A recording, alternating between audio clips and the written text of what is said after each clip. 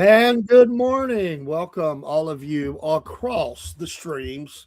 It is the Cornbread Man Morning Show here at the SFP, Southern Fried Patriot Cornbread Nation, as we are broadcasting live from Northwest Georgia in a very cold morning, coldest one we've had this year.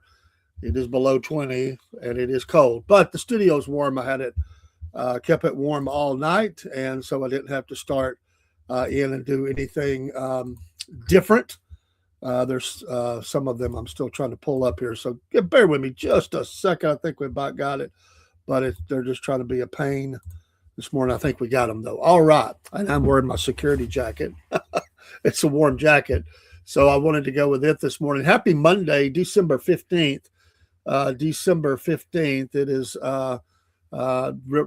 just a few days left until Christmas, obviously, and we hope that you're making your shopping list and making it true and getting it everywhere that you want it to be and finished up. Hopefully you're done. I am not, but we've got a lot going on. And I told my wife last night, I said, well, we kind of selected a day that we would start getting that kind of wrapped up. And she was showing me something last night that she wanted, but it is getting closer. And the new year, we're going into a very pivotal year election-wise. We have a special election in Georgia for the MTG seat, and I'll be a part of that, not only as a voter, but as a person who works at the precinct as an assistant manager for that. I think it'll be a pretty good turnout. A lot of people running, very high probability. We'll have to do two of them because there'll be a runoff because of all the people that's running for it. I doubt you'll get the 50 plus one. So, and then we'll turn right around and have elections for the midterm, and they'll vote on it again. And it's going to be a busy election season in our state. Lots of offices, including governor, and just a lot of, like I say, got to have the special election, high probability of a runoff, and then you'll go right back in to the main election, the primaries, and then, of course, the election for that, the general election. And that's going to be busy. I mean, it's going to be a lot of activity, and your phones are going to blow up. Your email is going to blow up. The ads are going to be everywhere. There's going to be a lot of money spent in Georgia on that. Good morning, Jake. There's things you don't know about me, Jake. There's things you just don't know about me. And Robert Clemente says Trump loves Bubba. Well, maybe I guess he does. I don't know. I don't know. But I do have a new shirt here. I got it in, and we need to do all we can to stop soldier suicides. I had a great weekend. I really did. Now, I didn't broadcast as much. I was busy. We took a little bit. I missed Sunday morning. I wasn't feeling well. And so I hate that. I don't like missing that. But I did get some things in, got some things done. One of the things we did is we went and heard the author, and she's going to be on the program for the Corpsewood Manor murders, and can't wait to have her on. Now, we've got another interview before that. We haven't set the date on this one yet. It'll be probably right after the first of the year, but Miss Amy Petula. And if this is really local to where I live, and if you have not seen that, well, you're welcome, and God bless veterans. And by the way, I wanted to share this. I'll come back to this. But this is an organization that I got with that wants to stop soldier suicide. But here's some amazing stats that I've not seen, and I want to gather some of them here. Since 2022, in 2022, there were 6,407 suicides by veterans. That's an astounding number. 22, if I get my mouth to work, consecutive years with 6,000 plus veteran suicides. 22 years consecutive. 140,000 plus veterans have died by suicide since 2001. And it is the second leading cause of death in veterans under the age of 45. And this is the thing that they sent me, and you can see those numbers. I'm not pulling them out of the air. That's some things that they sent me. So they have this thing that they sent me, and the shirt which is behind me, that was the shirt that they sent me. So it is on Facebook and Instagram is at Stop Soldier Suicide, or you can go to stopsoldiersuicide.org, O-R-G.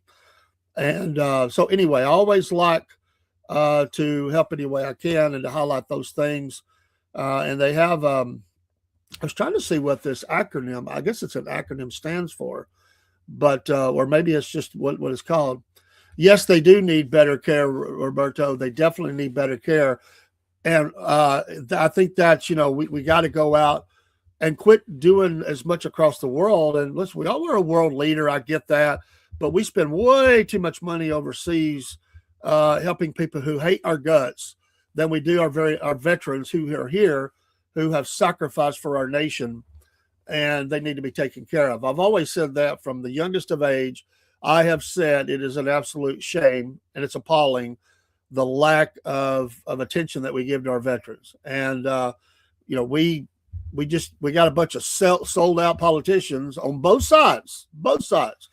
I listen, I'm conservative, but I will tell you that both sides have their hand in the cookie jar. You know it, and I know it, in Saudi money and other things around the world. They both have had that grift in their pocket, and they can say what they want. We know the score. We know what's going on. What happened the last time we isolated? Well, again, I understand fighting a fight before it gets to your shores. I'm not talking about if there is a direct threat or something, but we need this. This whole idea of backing one terror group against another terror group and then totally switching around and doing it back the other way. It's money. I mean, it's money. We test out new weapons. Good morning, Logan there. Hello to you. Happy Monday, early Merry Christmas, and a Happy New Year. But yeah, there's a lot into that. That's a deep subject, and I do understand it. But yeah, let's pray for our veterans. Absolutely. Well, yeah, December 7th, 1941. Well, there's a lot of people said we brought that on too on purpose. I don't know. But I understand. I get that. And I do. Like I said, if there is a threat that is, if you go back and really look at that, we kind of opened the door to that in a lot of ways. But that's a great topic to get into and a great subject. I had to write a paper one time in college on whether it was appropriate to drop the two bombs on Nagasaki and all that, and it was an interesting paper to write. I really put a lot of time in it, prayer, research. And at the end of the day, basically my answer was to that is I was not the qualified one to answer that. And the reason I said that was I wasn't being wishy-washy about it. I said, I know how I feel about it. But if you're asking me if it's my answer was the veterans who were on the line, the veterans who were going to have to go into Japan, the veterans that knew how mined and bombed and the death toll that they'd already said would happen. I can tell you, and every veteran I ever talked to, and thank you so much, Logan. Thank you so much. Every veteran I ever talked to, and I had some in my church at that time. One of them was a naval veteran, had two ships sunk underneath him. One of those in shark-infested waters. But every veteran I had in my church who was alive at that time and served said they loved the president for doing that it stopped the war, and they came home. So I said, I'm going to go to them. They were there. I was not. I wasn't even alive. And I said, so my thesis on it, my answer is that even though it was a horrible thing, yes, it was necessary to stop overall more death and carnage and everything. So that's where I left it at. I'm not saying I'm right on that. I'm saying that was my answer. I got an A on the paper, by the way. It was it was an essay. You do a lot of essays in college. And, I struggled with it for a lot of reasons because I'm analytical anyway. I look at things from all different sides. Sometimes people get mad at me for that.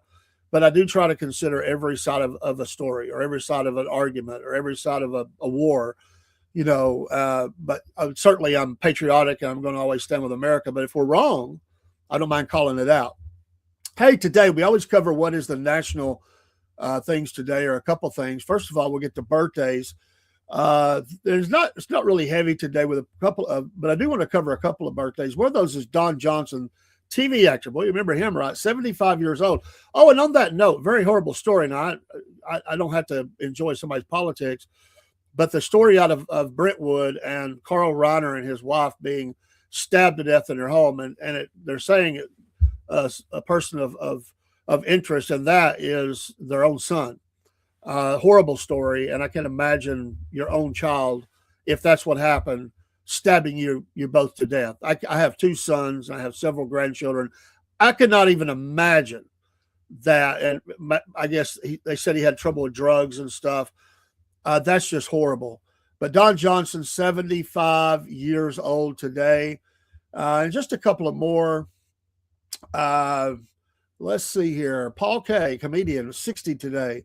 And Jeff Stoltz is 47 today, another TV actor. And there was one rock singer I wanted to get to. Where did he go? Because I don't remember his name. Baseball player Joey Bart, know him, 28 years old, not personally, obviously. But there was a rock singer that I wanted to get in here. And now I don't know what I've done with it. Where did I put the rock singer? I don't know. I'll figure it out later, I guess. He disappeared. But also, I love to do these. It's just my little thing, and I must have accidentally closed the screen, but we'll pull it right back up. The National Day today. I love to do these. And today it is, and this is a pretty cool one. It is National Cupcake Day. National Cupcake. So if you get a cupcake today, you're right in line, because today is the National Cupcake Day. And it is also the Bill of Rights Day, December 15th. The Bill of Rights Day. What a fantastic day for us. But anyway, on matter of fact, talking about 1941, on December 15th, 1941, Franklin Delano Roosevelt did designate this day as Bill of Rights Day. So there's your little history to that. It is also Cat Herders Day. Now, I don't even have a cat, and if I did, I couldn't imagine. But sometimes doing a job is kind of like herding cats, and so you can have that to happen. But herding cats day, that's not a fun job. But really, what it means is if your job would be difficult, it's like herding cats. That's really what it recognizes. And one other one, National Pearl Day. I don't have any pearls.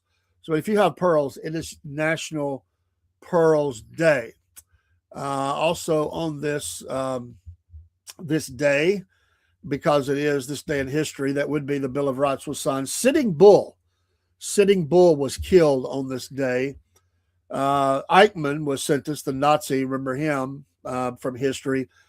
The game Trivial Pursuit was invented this day in 1979.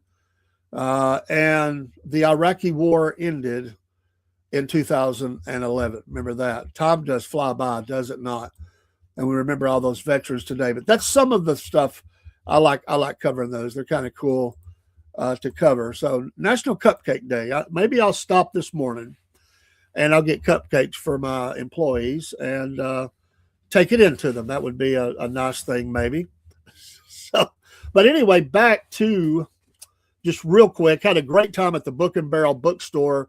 The book signing from Amy Petula. This was a very controversial, a lot of different sides to the story. And I just started reading the book. I just got it Friday night.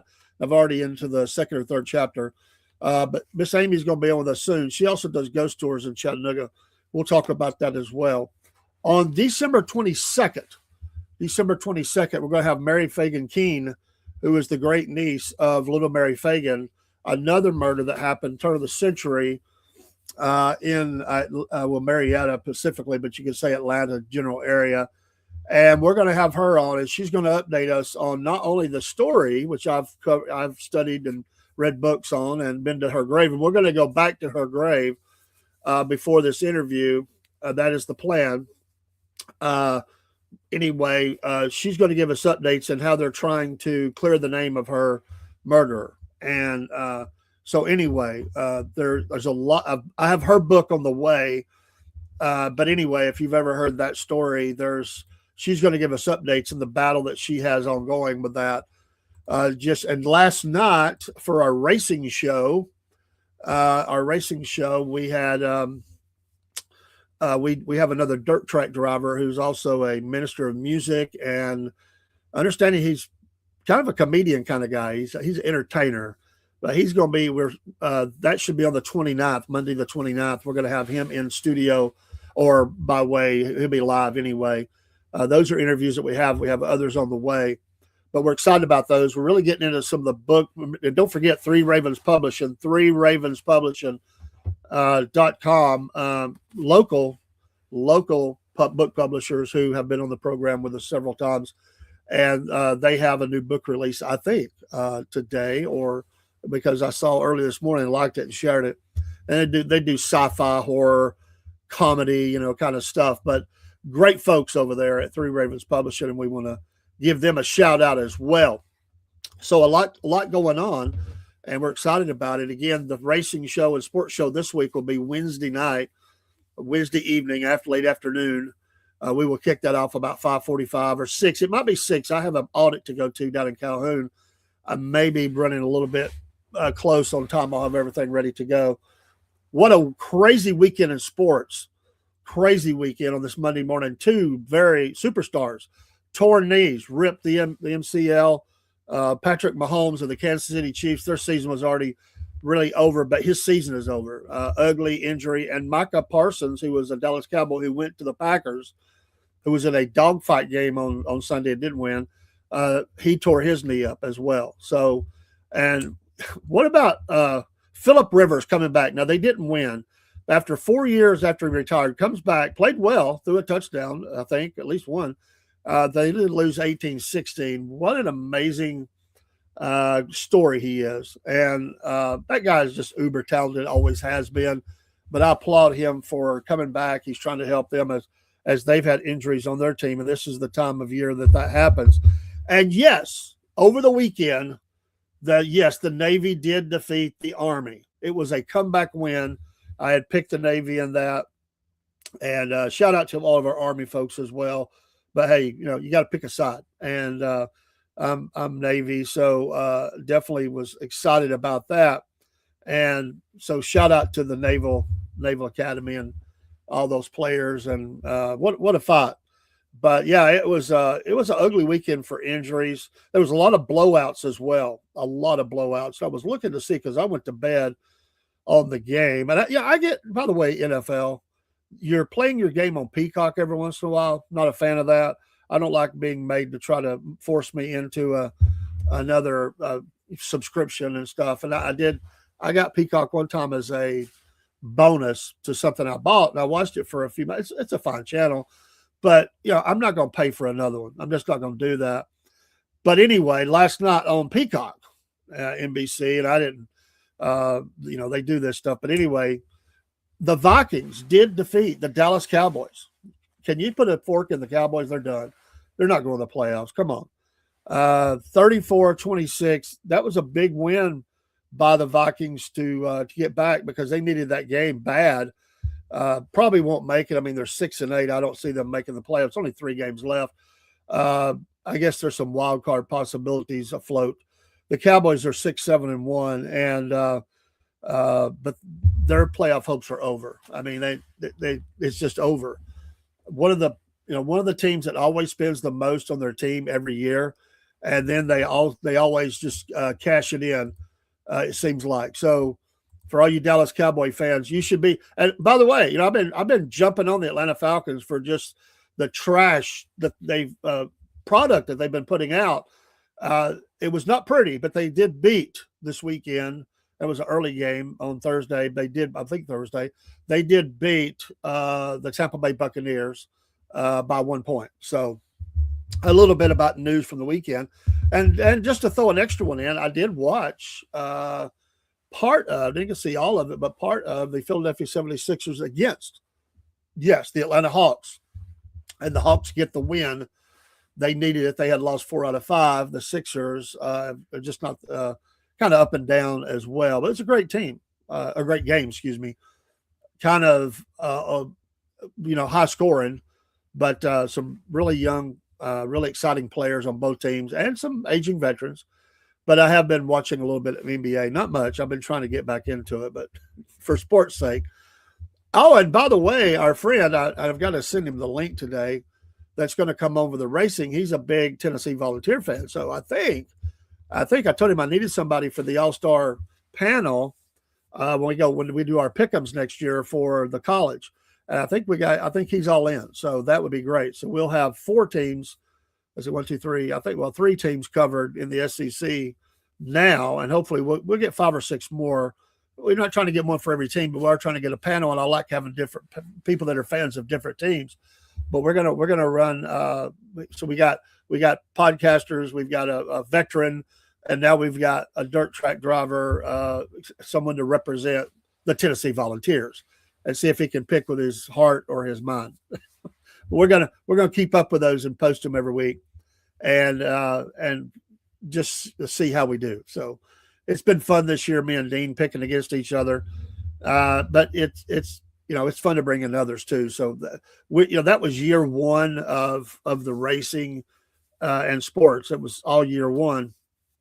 We're getting ready to flip that around, even though we're fixing to go in the new year. We started it out this in 25. So year 2, we've got a lot of plans, a lot of things on the plate. We're excited about it. We do have to find out this week if Dean, my co-host for the Southern Fried Racing Hour, the SFP Sports, if he got him an adult Happy Meal with the socks, the Grinch Happy Meal. Have you seen those? I actually have the box behind me somewhere. I don't know if you can see it. It's hid back there. But anyway, my wife or my granddaughter wanted me to buy one. That's what it was. Buy her one. So she wanted me to buy one.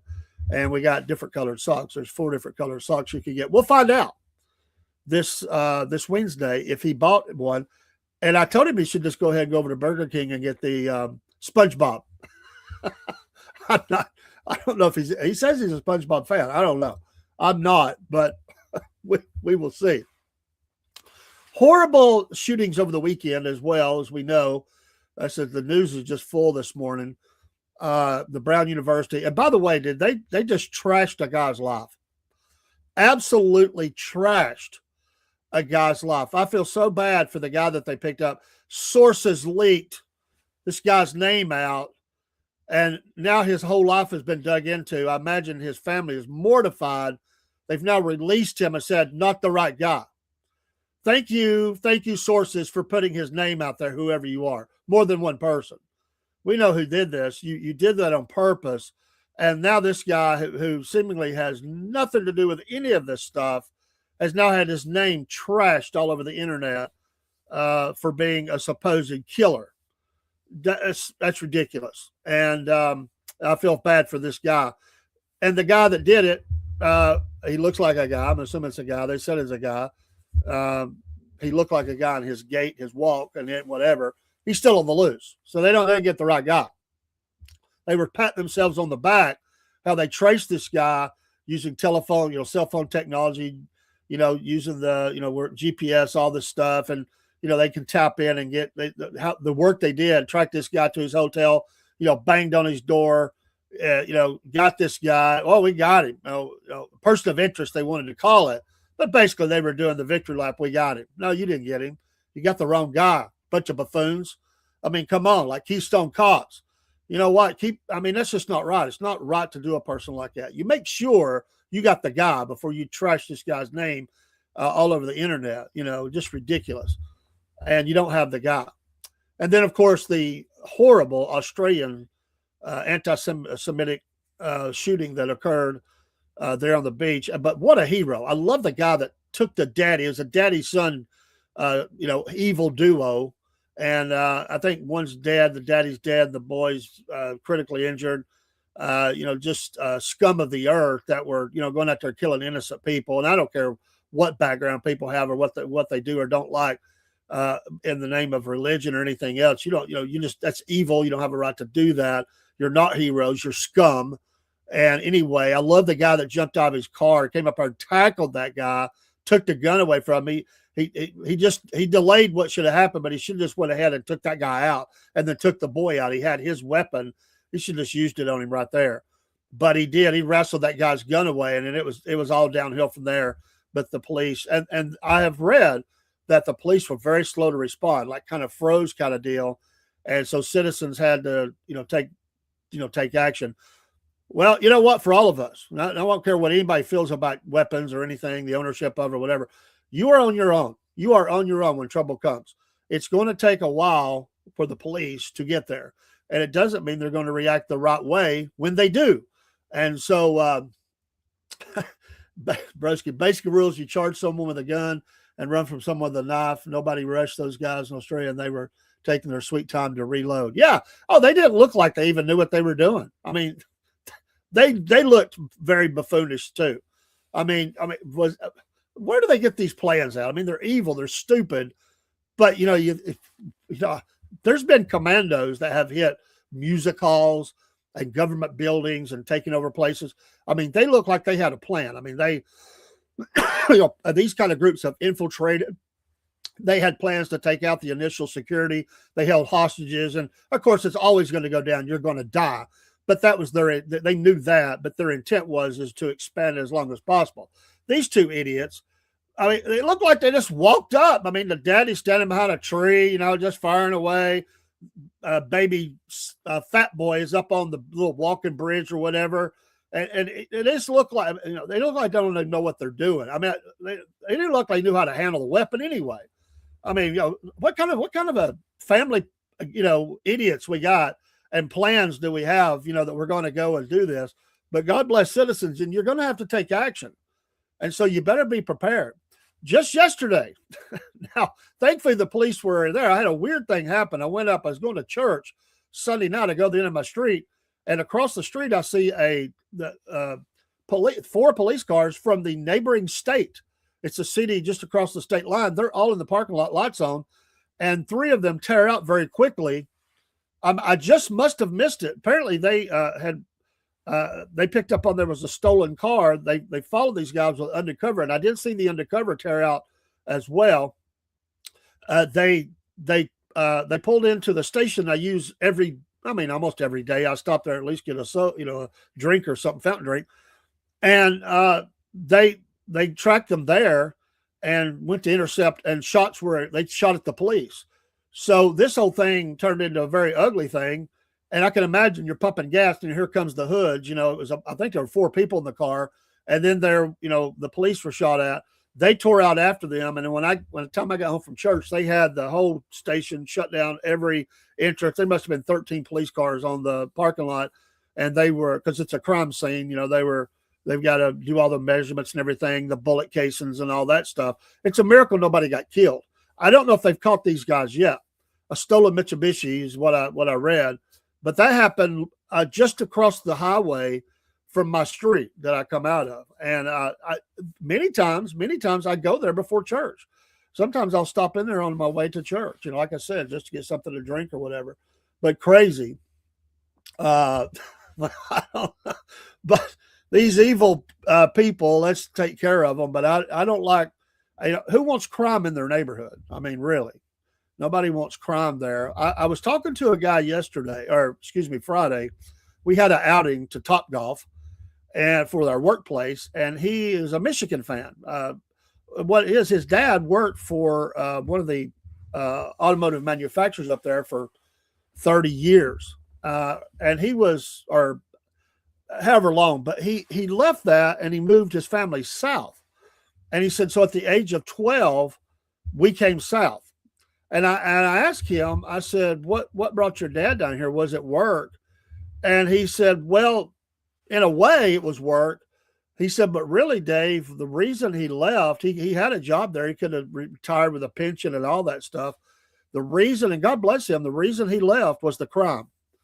And the Detroit crime, he said, even all those years ago was off the scale. And he said, so we came south and he went to work. I forget what he said he went to work at. And he said, it's how I ended up down here. And we just stayed. And he was actually he was a preacher. I don't know if he pastored, if he was evangelist, but he wanted to get his family out of that. And I've talked to another lady who was working at our company. She just recently left the area. Same problems.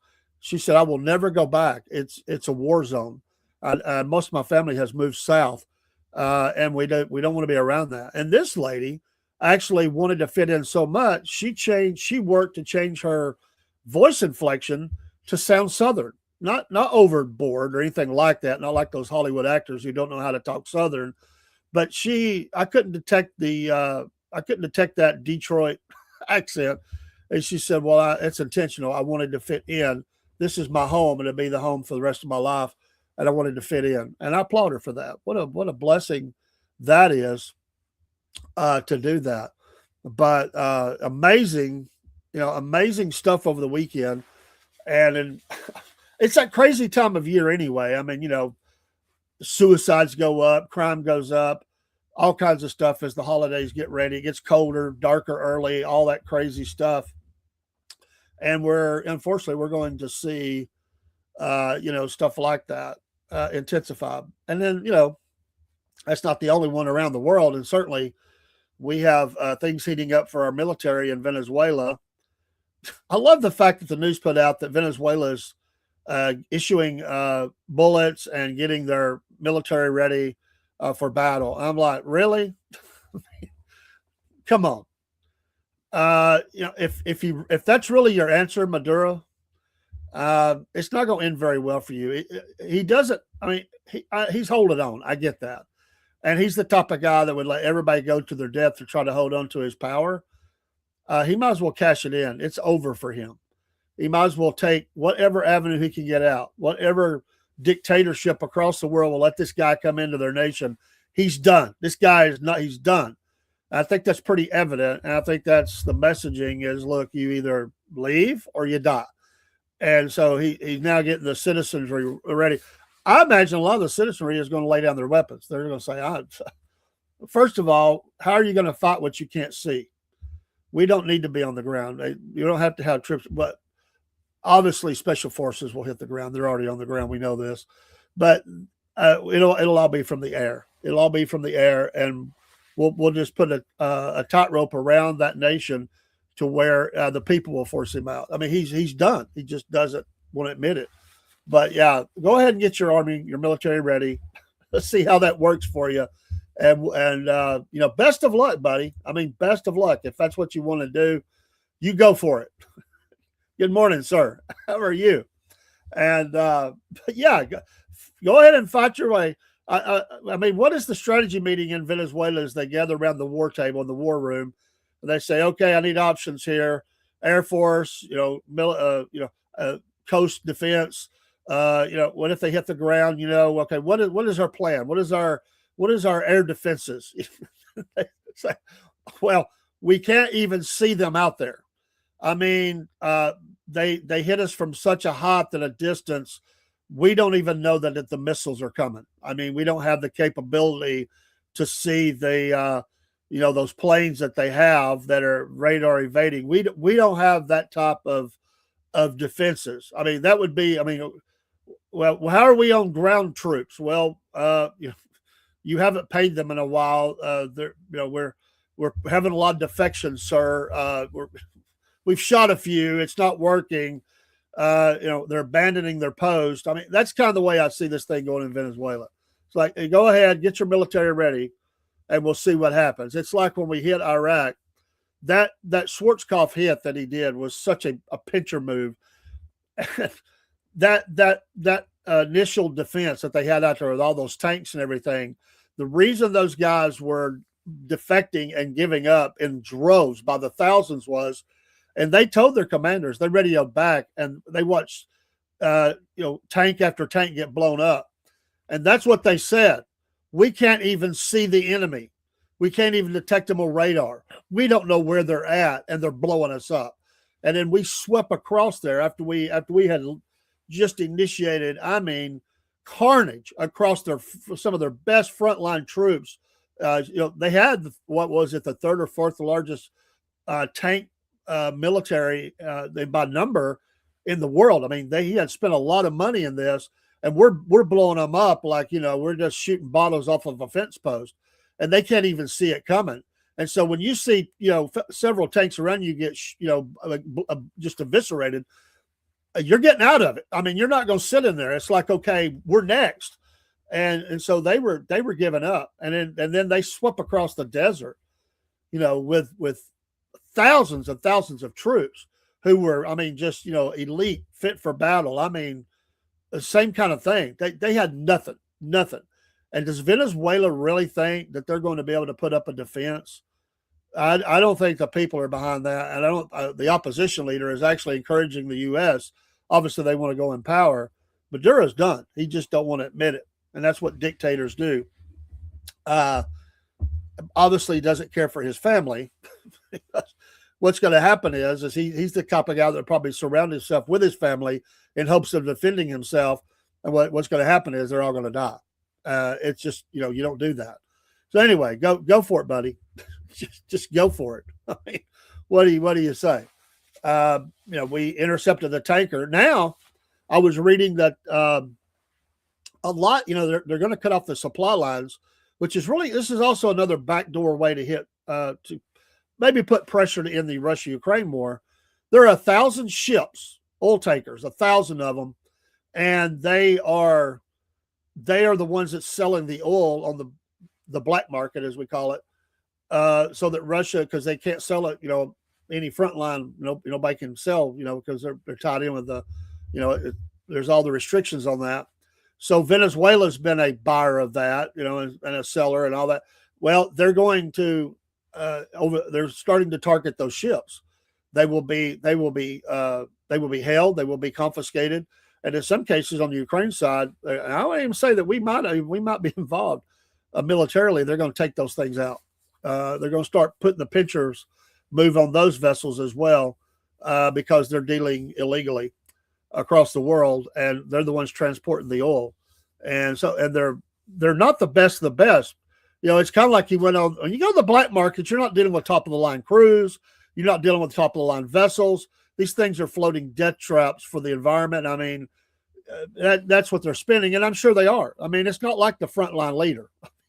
It's not like the best of the best maritime vessel with the best of the best, captain of the ship. These are basically pirate type things, and they've got rattle trap vessels that probably would be sunk very easily and could probably are leaking oil. It's that kind of thing. It's every trip is a hope and a prayer that they make it across the ocean to wherever their destination is to sell this oil that's illegally being sold and traded and all that. But so they're just they're the bottom line vessels. I mean, so they basically are targeting those now and saying we're going to do something with those vessels and put also the hit on on more on the finances of Russia, who is not going to deal. I mean, he's in a position of authority. He's not affected. He doesn't care. So just a lot of things going on as we enter our Monday, the week before Rattle Trap. My mom used to say that. I know that, and I can't remember who it was in my family. I don't think it was my dad, but somebody that I was around growing up used to say that a lot. But I always liked the term. But I mean, they're deaths. I mean, it's like, hey, we all been there as young people, right? Either you had it or you rode in somebody's car. That was, I mean, it was a wing and a prayer that you ever got anywhere. I mean, the brakes were about shot. The wheels, you're having to do like this to keep it in the middle of the road. The tires are bald. The engine sounds like it's leaking. It's rattling. Smoke coming out of the back, like the person behind you can't see. We've all had, I mean, I drove one like that. And then I've rode in those like that. And you're like, okay, let's see if we can get over to Joey's house or whatever. You don't even think about it. You just go do it, I used to drive this car. When I bought it, it was a pretty good little car. But over time, it started having some problems. And I just drove it until I basically couldn't drive it no more and got rid of it. Because I had 2 cars. And I was just like, well, it's paid off. I'm going to get my mileage out of it. I knew the engine was going. It was smoked really bad. It's a little Plymouth Horizon. It was a nice little car when I got it. But, it was already high mileage. So anyway, it would smoke. But it would only smoke like when you're sitting at the red light. That was when it would really build up. And right before it gave up the ghost, as we say here in the South, I was sitting at a red light. I was leaving this place. I used to work in North Chattanooga. It was a rough place. I mean, right by some government housing. I mean, bad area. I mean, my car got broke into and everything. I almost got killed by a guy with a brick there. I mean, I was that close. So crazy stuff, stories I could tell you. But anyway, I was headed home from there, and I was at a red light there at the National Cemetery. If you're in the area, you know what I'm talking about. And this car and the light hung. It was late, but the light seemed like it took forever. And there was some. It was summertime, and there was some basically gangbangers that pulled up beside me. They had the top down on their car, and they were shouting all kinds of things at me because, yeah, that's what it was. They were shouting things at me because they saw who I was and what I was and all that. Yeah, I'm not supposed to be there, obviously. So that light took a little long. Well, here come the smoke, and they started hollering at me because of the smoke off my car, and it was because they got the top down, so they're just covered up by the smoke. And about that time, the light turned green, and so I floored it when I did. That whole intersection, let's just say nobody could drive off for a few seconds till the smoke cleared. I would have got a ticket for sure if the police had been there, but I want to tell you, I gave them a mouthful. I'm not saying it's right. I'm just saying that's what was. And did I goose it a little harder? You better believe I did, because I knew what was going on, and I knew what I was doing. And so I gave them a little bit of what for. That's right. That's right, sir.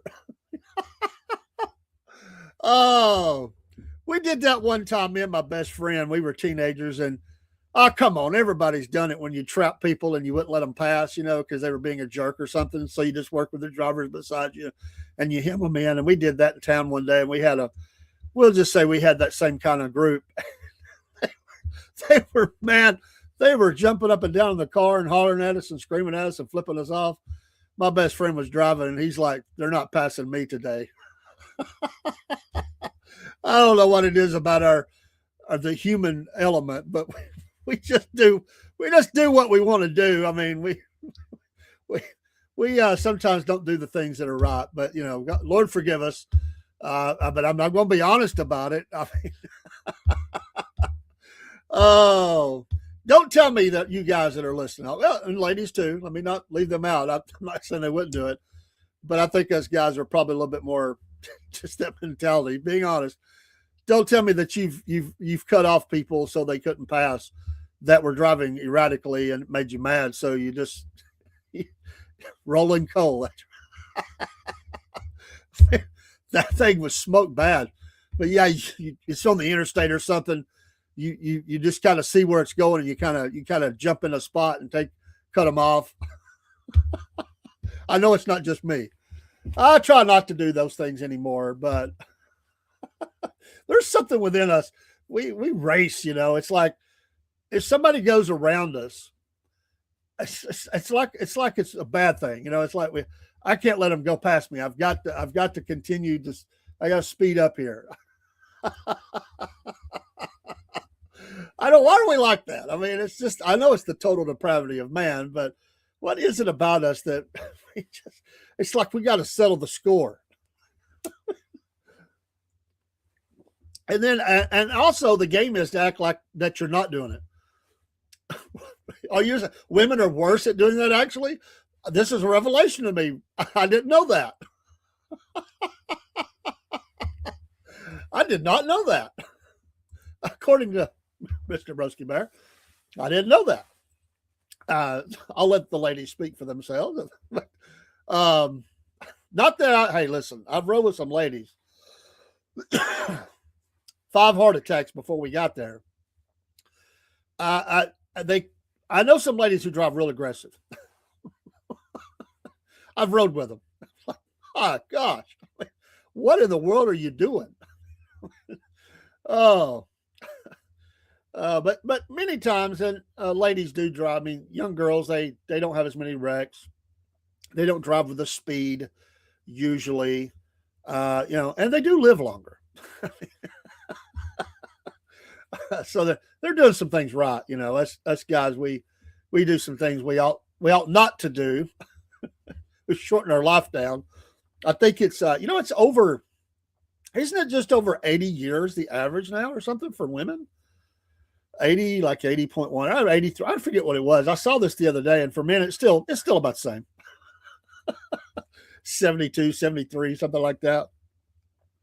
I know there's a lot of variables that play in that. Men are bad about not going to the doctor and taking care of things, and ladies are scared of what they're going to hear, but they'll go. You know, and they'll take better care of themselves. Most of them. I know some that are stubborn, but a lot of men it's like, oh, I don't know, I just tough it out. Good cup of coffee will wash it all out. Whatever's going wrong with me, I don't need no help. And again, I know there's natural remedies and all that. I'm not speaking against that. And that's another interview we're going to have soon, right after the first year, is our holistic health lady from Cleveland, Tennessee. Paul's working on that interview. He uses the services, and we're going to have her on, and hopefully to have her on a regular basis. So we're setting some things up like that. Oh, and by the way, Watchman, I just didn't get a chance yesterday to call you, but I will, and I did show earlier. We are going to be covering this story, the Corpsewood Manor murders, and we're going to have the lady that wrote the book, and we're going to go down and do a little groundwork on both these stories. That and the Mary Fagan story are both coming. Both we've got the 22nd for the Mary Fagan, and then the Corpsewood. I've got to call her and set up the time. I will call this week, and we'll see what she has available. Also, we have the interview with the dirt track driver for December 29th, I believe that is, that we're going to have that interview and talk to another dirt track driver. And we'll get the guy side of this thing this time. Excuse me. But we have a lot of working interviews and different stuff going on. Excited about. Very interesting stories. I mean, very, very interesting stories. And really, out of this one, I want to cover another. I'd like to cover another story locally that I'm familiar with it, but it's been a long time since I studied it, and go back and talk about that story. I don't know if there's anybody I can get to talk about that one, but we'll talk about it I'm kind of doing that. It's kind of a true crime kind of show that I'm going to be doing. So on those nights, we'll just, whatever night we get the interview, we'll call it that. I don't have a name yet for it, but that's going to be those things where we're diving into stories like that, true crime and that. You like to interview the one guy that's still alive in prison. She may have talked about that. I knew that the one guy had died. I think she did. Yeah, she did say, which there was one living. There were parts she didn't get into. It was an overview. I wish I'd have recorded the whole thing. I didn't realize what the setup was going to be. So it was a packed little bookstore, I want to tell you. And next time I'll know how they kind of do it there. And we're going to be going live from there within the next 2 weeks. We're going to do a live show from the bookstore. It's a great place to get a cup of coffee and sit and talk books. We're hoping to interview people as they come in, excuse me, who are willing to go on the air. That's the part that's hard because people are so scared to get on camera. But we're hoping to interview people about their books they like and kind of go talk about that. He's in South Georgia, about 4 hours from you. Okay, yeah, there's several prisons down there. That was quite a few years ago. I knew about this story, but I never went. And I said from my buddies who all hunted that live in that area, they had been there many times, and they would tell me stories about it before they died. They told me stories of meeting them before they died. I wish I remembered all those stories, but it would be interesting to get that side of it, no doubt. Just to see their thoughts all these years later, and the whys and wherefores and whatever they'd be willing to share. But it has a lot of ugly parts to it. I mean, the whole thing is just ugly. The whole thing is not good. I mean, I get it. You have a right to live the way you want to live. I get that, but it's an ugly little story. And I can tell you how people took it around here, how they spun it. Know how the guy in prison found the manor he was hunting as a kid. Okay. Okay. Yeah. And for those that don't know, you can look this up, by the way. But it was called that, my understanding, because by them of all the dead trees or something when they got there. It's surrounded by a national forest, but they did that on purpose so that nobody could build around them. And but a spooky thing. And then there's the gargoyle you can see they had on the front of it. I'll show you a picture real quick. I think um, let's see here if I can get one that'll show up pretty good. And this is one of the guys. This is one of the guys that was killed right there. That's Charles, who was the Scudder, who was the from Loyola. I would say that. And there's a many years later that was part of the structure of the castle, as they call it. So, and you can see some other parts of it here. You know, ladders or stacks and stuff they had. It was basically a section of four, and then they have the chicken house pink room. She talked about that in her talk. And there's just a bunch of stuff. This book is loaded with information, and I look forward to kind of diving into it. I was going to see if I could get real quick. Here is this. Is this the guy that's still living, Watchman? This is Avery. Is that the guy that is still the one living? I don't remember which one died in prison. Or is it Tony West? That was his book picture at the time of his booking. She told some fascinating stuff about him in the talk. But anyway, I'll be going through this, and it's a fascinating story if you can look it up. And here's the police and all as they're kind of outside the manor. You can see this. You can see them there outside of it after the murders occurred. But anyway, get the book, support the author, Amy Petula. She's a local gal who went to law school with McCracken Poston, who wrote, I don't have it in the studio, The Zenith Man that I covered. They went to law school together, know each other very well. And he was there that night. He talked about The Zenith Man. And there was another author there. I wish I had got his books, honestly. And I would love to talk to him, but I can still get in contact with him. But I had a chance. It was just a busy night, big crowd. They were just absolutely wonderful to us. Yeah, Pete Gargoyle. He was part of MK Ultra. There's all this LSD usage that they have. They're in a, homosexual relationship. There's all kinds of weird stuff going on. People think it's cursed. They believe that, weird things happen. She talked about that. We will spend some time talking about this case, and we get her on. We'll let her talk about the story itself and her search to do this book and people that helped her. She got a lot of help. In fact, and it may be available online, but she was given privy to pictures that district attorneys and judges let her view and take pictures of. And it's just a fascinating story. But I'm just up to really telling about their story or getting into their stories when they came here. But just amazing stuff. And I really enjoyed the talk. She ended up doing about a 35 minute talk. And I only had like 5 minutes, but when she sort of slowed down, I didn't know exactly what she was going to go in. Now, part of that was Q&A as well. Next time we'll get the whole thing. And there'll be other ones that we'll do that with. That's where the molested kids came up there, the chicken shack. That's what they call, okay, underage boys. Okay. I didn't know that. But I mean, it's sick. It's a lot of bad stuff.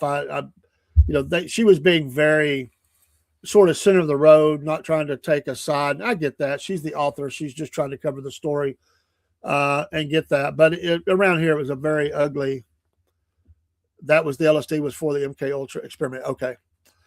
But I remember, I can tell you what people here, at least a lot of people thought about it before they even died because of people were telling me about it. And I was like, what? there's what down there? I almost thought they were making stuff up at first when they started telling me this story. And I was like, hey, are you kidding me? What is that? And so it's weird stuff. And then if you know anything about the area in the first part of her book, and he's known around the world, and I'll show you one picture, if I may. Everybody remembers Mr. Howard Finster. And he did a couple of album covers. One was for the Talking Heads. That was the house he built there in town. And, he did all the artwork. and we'll go down and get some pictures and stuff from there too. But he told he built that. He doesn't even know what he was doing. He said God showed him the plans for this house. He went over and asked his neighbor after he built the house, and she said, it looks like a birthday cake is what it kind of became known as. It was a birthday cake. And he said in response to that, well, I think your house looks like a peanut butter sandwich. Oh, Watchman says that was CIA LSD as pure as it gets. Oh, I bet. Can you imagine getting pulled over? I was saying this that night. Can you imagine getting pulled over?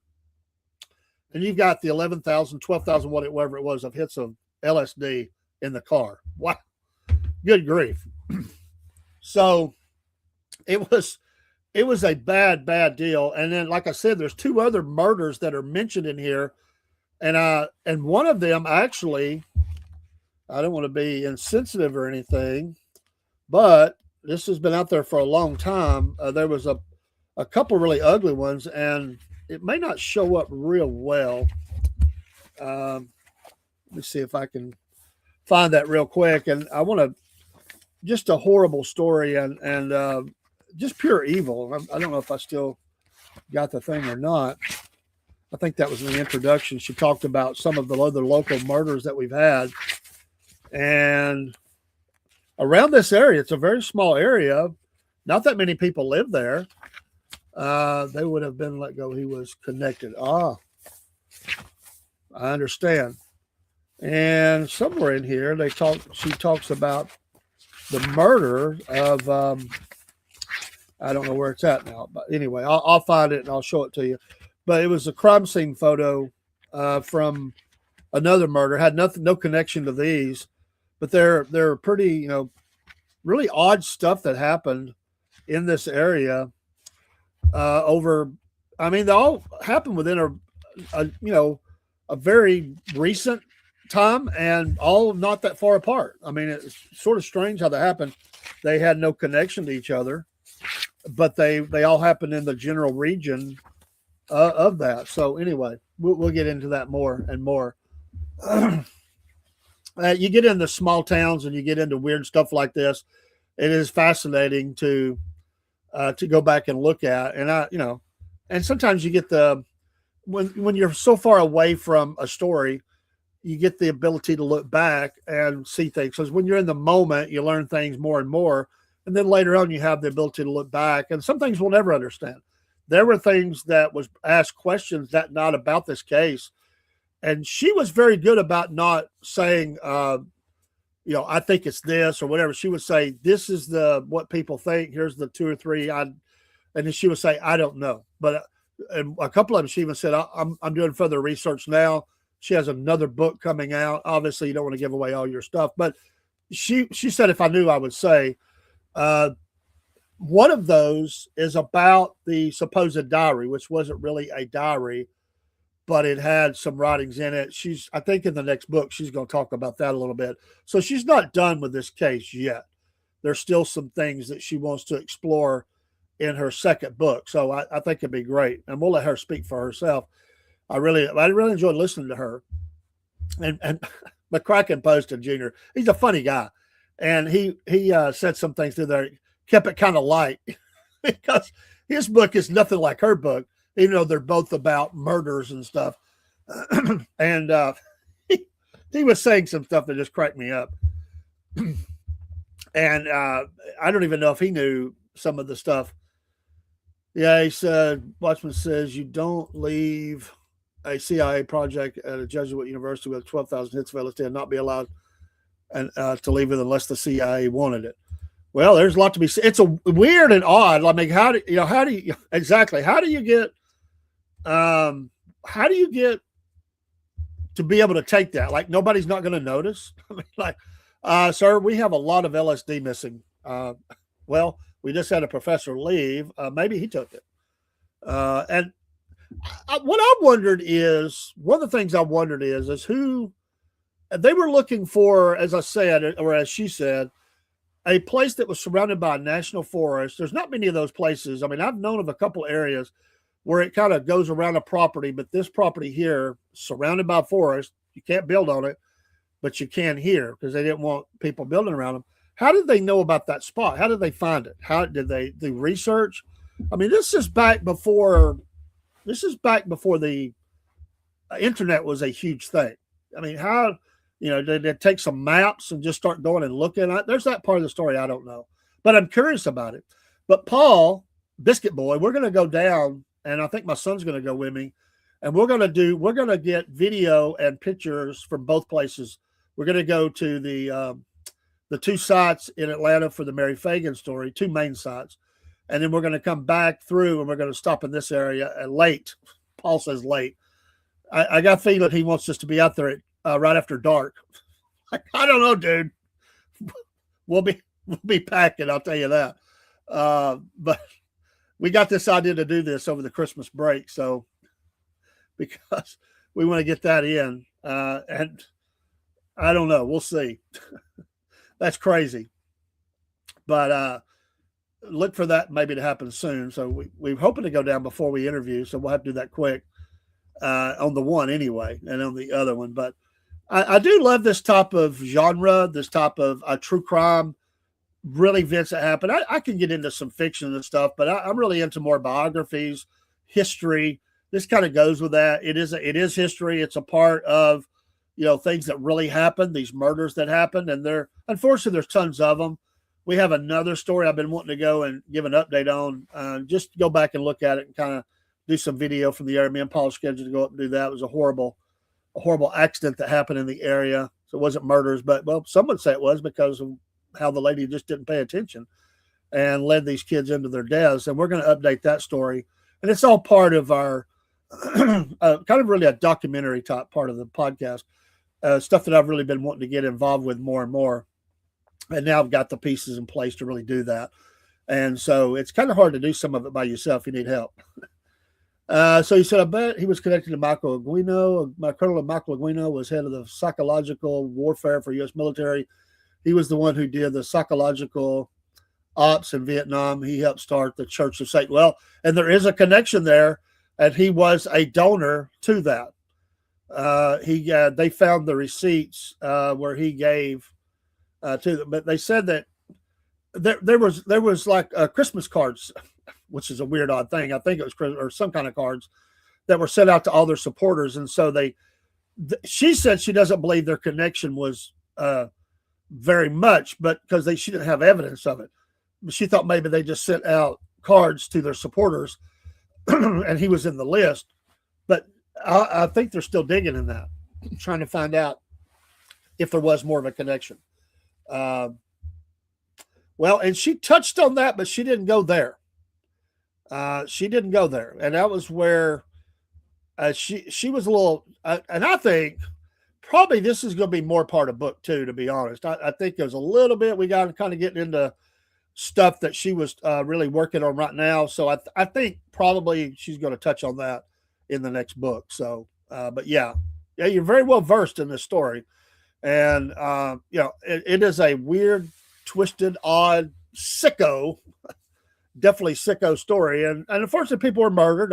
Nobody deserves to be done that way. But it was a weird, and then the whole story about being from the area. I know the area, and so when it was the one guy, I think it was not him. I think it was the so it wasn't one of the guys that killed, or the guy. I know there was 2 of them, but I was trying to see if I could find that guy's picture again. And there, so she did a really good job of packing pictures. So not Avery. I think it was this guy. I think she was talking about him. He did the worst. He couldn't have done a better job of turning himself in unless he drove down and just did it. I mean, like he goes around, but he goes up to the little club. It's not there anymore. It was a dump hole. Sorry for anybody locally. I'm not going to name it right now. We'll name it later. It was a dump hole bar. Yes, I had been there. I've been in a couple of dump holes in the wall, whatever you want to call it. They played music there. Anyway, they always had security there because there was always fights, always crime. It was a rough place. So I've been in those. Not proud of it. I'm glad to be alive. But it's a place where blood on the floor about every weekend, or maybe even every night. But anyway, it was very well known, packed out. They had a band. I knew played there for years. And good morning on Podbean to you. And anyway, he goes up and he tells the officer who's on duty, I'm the guy you're looking for, basically. And the guy, okay. And they look it up, and actually it wasn't in the system. And long story short, a weird set of circumstances, he ends up convincing them, and he makes a phone call, I believe. And they go, oh, yeah, we're looking for that guy. And here's a weird part of that story. We'll get to it when we talk about the book. I'll have her talk about it. But they were afraid of some legalities because of the way he was brought across the border. So they take him back to the border, and they drop him off on the Tennessee side. And then he walks across himself onto the Georgia side, and they arrest him. Because he was transported, they were worried that they were getting into some legalities there, and that's actually what they did, so they could officially arrest this guy. Okay, we're going to drop you off 6 feet on the other side of the state line, and you will walk to the officers on the Georgia side. That would be in Tennessee. You're going to walk to the officers on the Georgia side and turn yourself in, or they will arrest you or whatever, And that's what happened. But he's sitting in the police station forever, just sitting there while they looked into all this. Crazy times. I would love to talk to officers that were on the scene doing that. They might not even be alive anymore. I don't know. But if they are, I would love to talk to them. That would be great. Tell me about that ride. Was the guy bragging? I ain't got into that part of the story yet. So I'd love to get the transcript of this case, the court case. I'd love to be there. I don't know if I can get a hold of it or not, but I'd love to have it. Maybe they'll do it. Maybe I can get it digitally. I don't know. It'd be anyway. That's your morning show. I am going to work. All the kiddos in our area are on a 2-hour delay, so I don't have to take kids to school this morning.